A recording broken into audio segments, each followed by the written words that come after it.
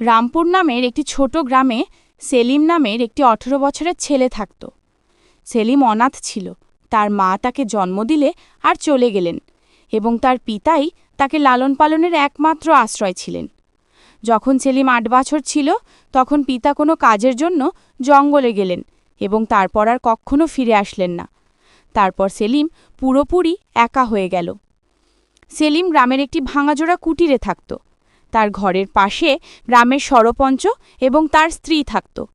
তাদের কোনো সন্তান ছিল না, তাই সেলিম বাবা মা চলে যাওয়ার পর তারা সেলিমকে পালল।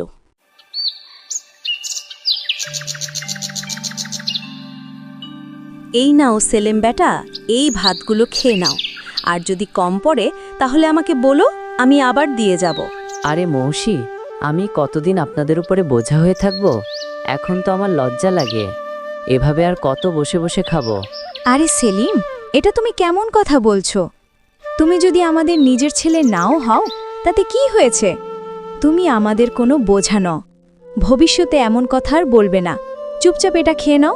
এই কথা বলে সরপঞ্চের স্ত্রী সীতা সেখান থেকে চলে গেলেন। সেলিম শান্তভাবে খেয়ে নিল। খাওয়া শেষ করে যখন সে বাইরে বেরোলো তখন সরপঞ্চকে দেখতে পেল।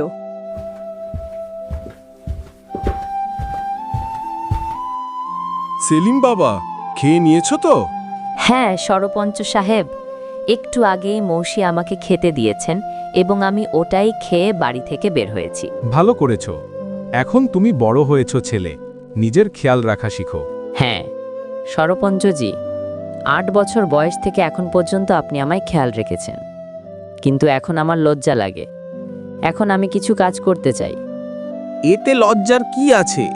আমরা তো সব সময় তোমাকে নিজেরই মনে করেছি।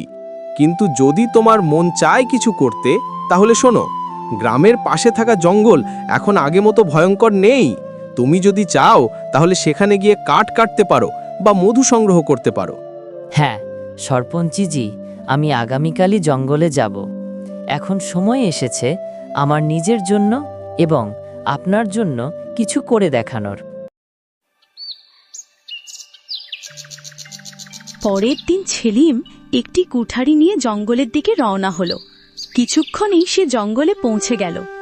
জঙ্গলে ঢুকতেই সে ভাবল, কিছুই ভুলি না, সরপঞ্চজি শৈশব থেকে এখন পর্যন্ত আমার অনেক সাহায্য করেছেন। এখন সময় এসেছে যে আমি নিজের পায়ে দাঁড়িয়ে দেখাবো এবং এখন আমি তাদের সেবা করব, যাতে তারা তাদের সন্তানের অভাব অনুভব না করে এবং তারা সবসময় খুশি থাকেন।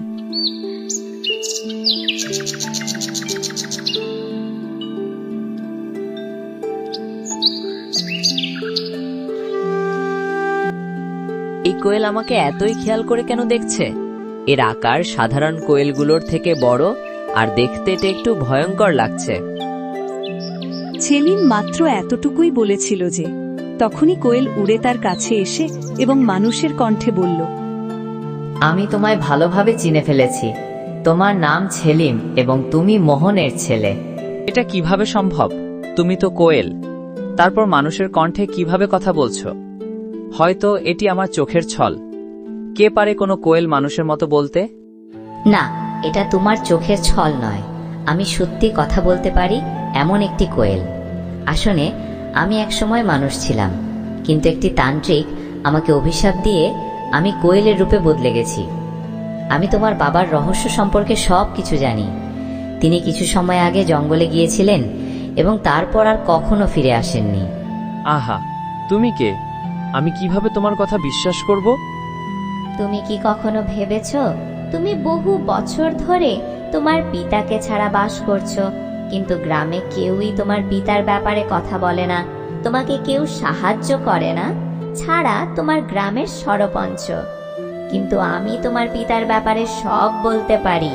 তোমার পিতা এখনো জীবিত এবং আমি জানি তিনি কোথায় আছেন।